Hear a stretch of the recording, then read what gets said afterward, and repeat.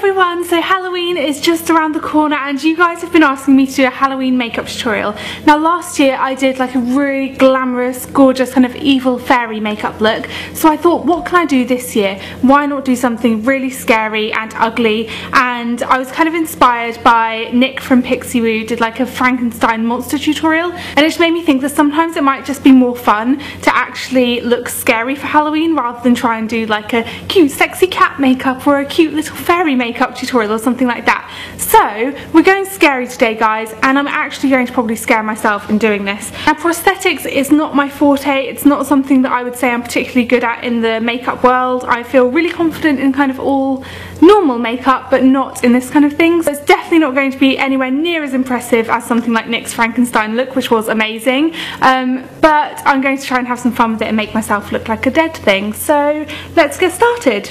Okay, so I've just started off by tying my hair back. Oh, and just before I start making myself look all scary, I just wanted to let you guys know that I am officially writing my beauty blog kind of all the time now, like at least 3 posts a week, and my beauty blog is tanyabird.co.uk. It is on Blog Loving, and if you don't know what Blog Loving is, it's kind of like a YouTube subscription box but for blogs, so that you can follow all of your favourite blogs and then they come up in a newsfeed when the person writes a new post, so that it's really easy to kind of know when I've written a new post. So I would love it if you followed my blog on Blog Loving. I will put all the links to that in the description box down below, and I'm really excited to be like blogging again and instead of just doing YouTube videos I now have a nice beauty blog too. To start with, I have these silicone modelling compounds. They come in a little duo like this. It's A and B. You must not mix these up or they will start to cure, so that's why the lids are labelled as well, because you mustn't kind of switch lids on them. And I'm just going to take equal quantities of both and mix them up.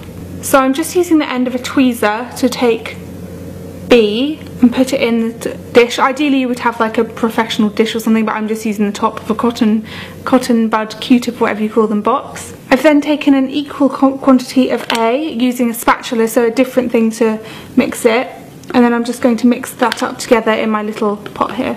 Okay, now I'm just taking half of that mixture on my spatula and I'm going to put that onto my forehead. Oh, this is so scary.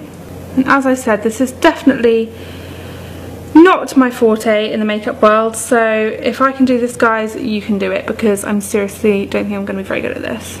So the most important thing is to blend out the edges. So now I'm just taking a cotton bud and I'm just going to make sure that the edges of the wound are blended into my skin.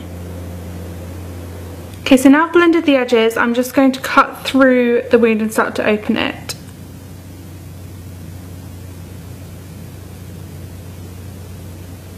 Using my spatula.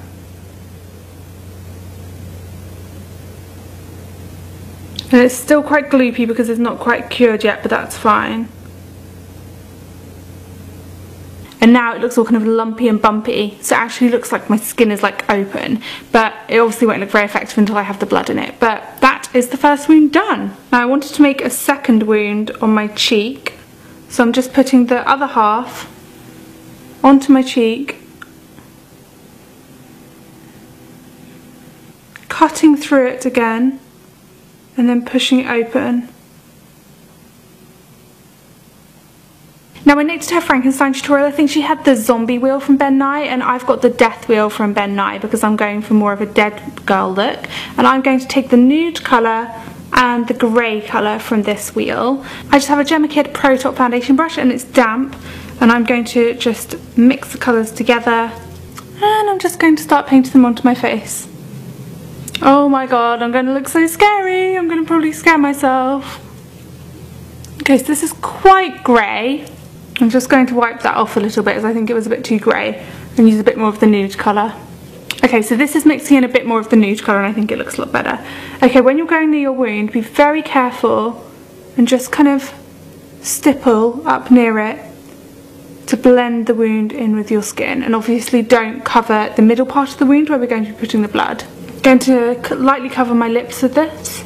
And basically all I'm going to do now is just stipple this all over my face and then I'll be back with you. Okay, so now I have painted my whole face, a bit of my neck and my ears grey, or like a really just gross dead colour. I'm going to take just the